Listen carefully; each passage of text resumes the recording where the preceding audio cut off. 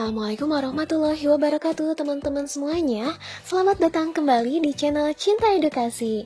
Nah teman-teman, pada kesempatan kali ini saya akan bahas mengenai ketentuan pengusulan CASN tahun 2023. Ini sumber datanya dari Kemenpan RB ya teman-teman. Nah tapi sebelumnya buat teman-teman nih yang belum subscribe, silahkan subscribe dan jangan lupa untuk aktifkan notifikasinya teman-teman, supaya teman-teman gak akan ketinggalan kalau saya bikin video terbaru. Nah, kita simak ya teman-teman.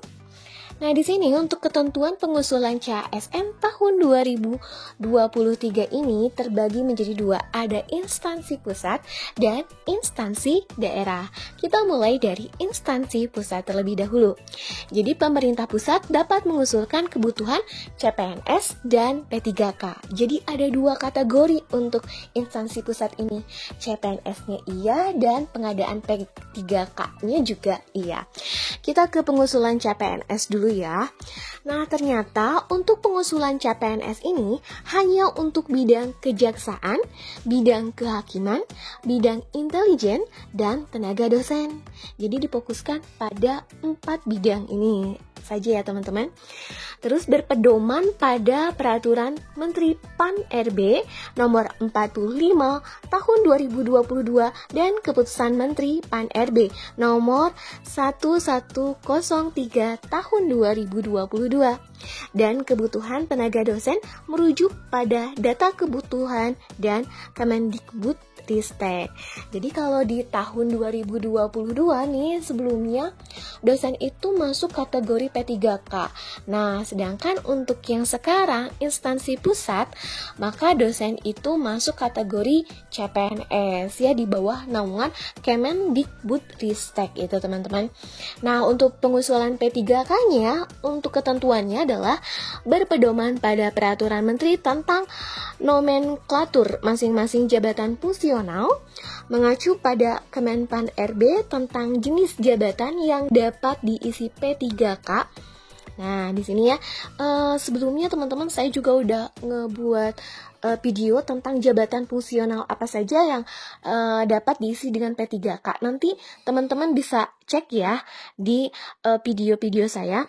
Nah, terus syarat kualifikasi pendidikan sesuai rekomendasi dari instansi pembina dan kebutuhan tenaga kesehatan merujuk pada data Renbud dari Kementerian Kesehatan, dari Kemenkes ya. Jadi untuk instansi pusat ini teman-teman dibagi menjadi dua ya, ada CPNS-nya iya untuk pengadaannya dan P3K juga iya. Nah, gimana untuk instansi daerah? Yuk kita simak.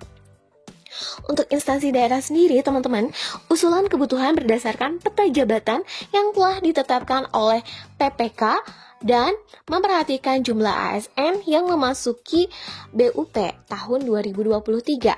Kondisi geografis daerah, rasio jumlah penduduk dengan ASN, serta rasio alokasi anggaran belanja pegawai, serta kesediaan dan kemampuan anggaran. Jadi dikembalikan mengenai kondisi APBD daerah masing-masing ya teman-teman.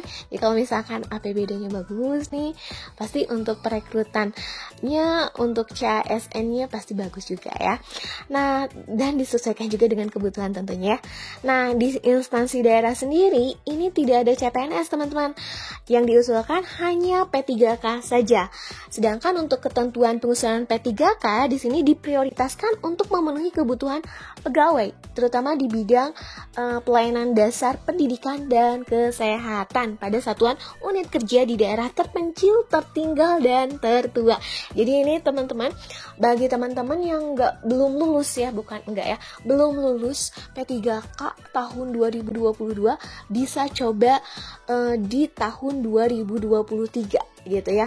Karena di sini difokuskan pada pendidikan, berarti keguruan ya, sama kesehatan nih teman-teman, terutama untuk jalur 3T nih, terpencil, tertinggal, dan tertua. Jadi teman-teman harus siap fisiknya ya. Nah, di sini mengacu pada Kemenpan RB tentang jenis jabatan yang dapat diisi P3K, syarat kualifikasi pendidikan sesuai rekomendasi dari instansi pembina, ketentuannya ya, kebutuhan tenaga guru merujuk pada data Dapodik Kemendikbudristek. kebutuhan tenaga kesehatan merujuk pada data Renbud dari Kemenkes. Ya, itu dia ketentuannya teman-teman. Jadi jangan berputus asa, tetap semangat. Siapkan ya teman-teman segala sesuatunya untuk CASN, baik itu CPNS maupun CPPK tahun 2023. Semoga sukses dan semoga bermanfaat untuk video kita kali ini. Nah, oke teman-teman, sampai di sini dulu. Jangan lupa di like, subscribe, dan aktifkan notifikasinya teman-teman ya, tentunya. Oke, sampai jumpa di video berikutnya. Wassalamualaikum warahmatullahi wabarakatuh.